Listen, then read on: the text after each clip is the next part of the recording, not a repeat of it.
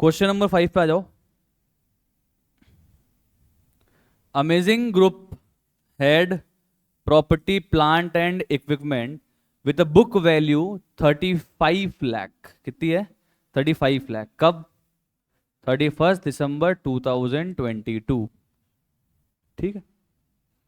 ये बोल रहा उस दिन इनके पास में एक रिवैल्यूएशन सरप्लस का बैलेंस भी है।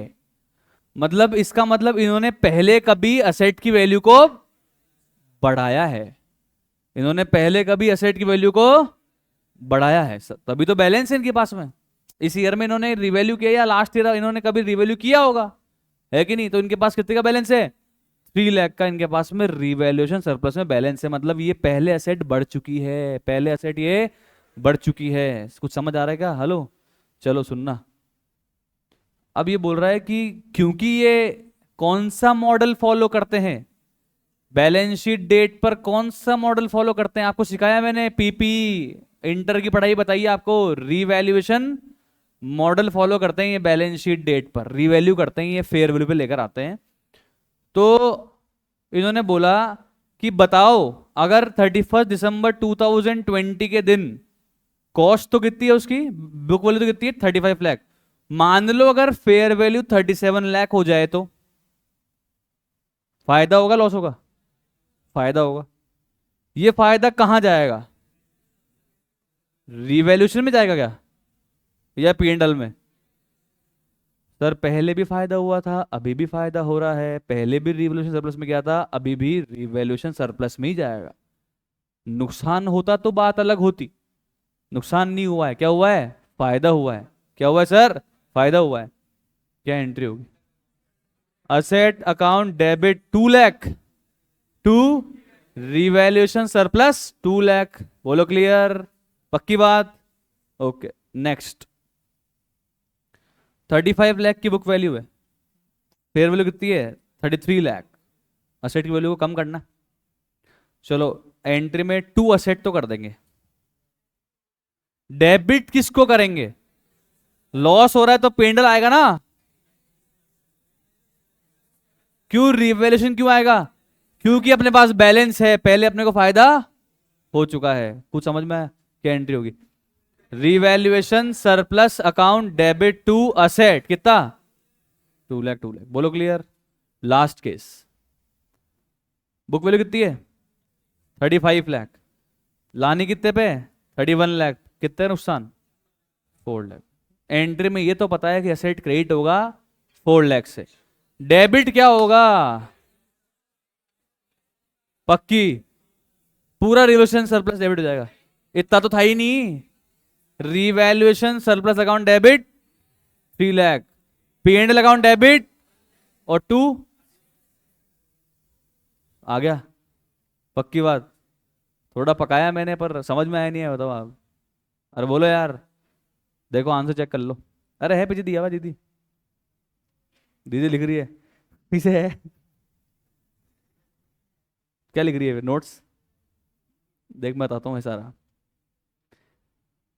पहले भी फायदा हुआ था, अभी भी फायदा हुआ है, इसलिए एंट्री क्या कर दी? Asset account debit to revaluation surplus.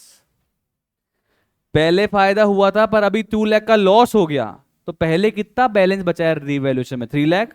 3 lakh में 2 लाख आज यूज कर लेंगे, पेंडल को डेबिट नहीं करेंगे। पेंडल डेबिट, पहली बार लॉस हो रहा होता तो किसको डेबिट कर देते? पी एंड एल को।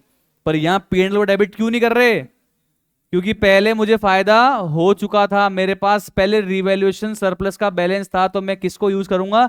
रिवैल्यूएशन को यूज करूंगा। एंट्री क्या होगी? Revaluation account debit to PP 2 lakh 2 lakh. बोलो क्लियर? और थर्ड केस में मुझे लॉस कितना हो रहा है? 4 लाख का। बट क्या मुझे पहले फायदा हुआ था? हाँ।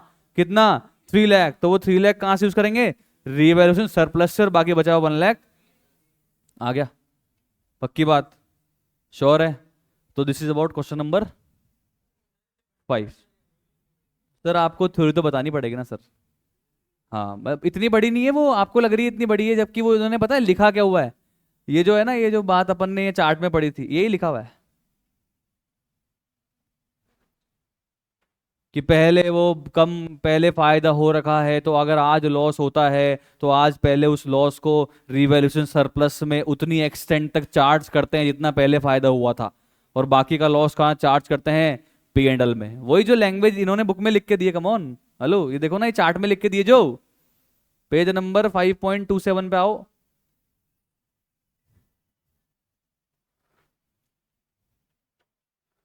Decrease should be debited directly to owner's interest under the heading of reverse surplus to the extent of any credit balance existing in the reverse surplus in the respect of that asset, and in excess of that decrease will be debited to P&L। जितना पहले reverse surplus में balance पड़ा है उतना तो पहले reverse surplus को use करेंगे, और बाकी एक्स्ट्रा जो लॉस हो रहा है उसको कहाँ पे डाल देंगे? P&L में चार्ज कर देंगे। वही तो लैंग्वेज लिख रहा है। हेलो, कुछ नई लैंग्वेज नहीं लिखी है सर, पर लैंग्वेज तो लिखनी पड़ेगी। बताना तो पड़ेगा क्यों कर रहे हो आप, रीजन देना पड़ेगा ना। आप ये मत लिख देना as per accounting standard 10 property plant and equipment, हमको सारा आता है। As on the balance sheet date we have to measure the asset at fair value because we are following revaluation model, as per the revaluation model we have to revalue the asset at fair value। और उसके अंदर अगर value करते हैं और उसे अगर वापस से अभी लॉस हो रहा है, जो पहले क्या हुआ था, गेन हुआ था, तो पहले उस लॉस को कहां पे डेबिट करेंगे? रिवैल्यूएशन सरप्लस में। कितना एक्सटेंट तक? जितना पहले गेन हुआ था उस असेट पे, उस असेट पे, और बाकी का लॉस पी एंड एल। तो आपको AS10 का रेफरेंस देने की जरूरत नहीं है, आप डायरेक्टली बात जो है वो लिख के भी नंबर ले सकते हो। बोलो क्लियर है? अरे बोलो क्लियर है क्या? पक्की बात?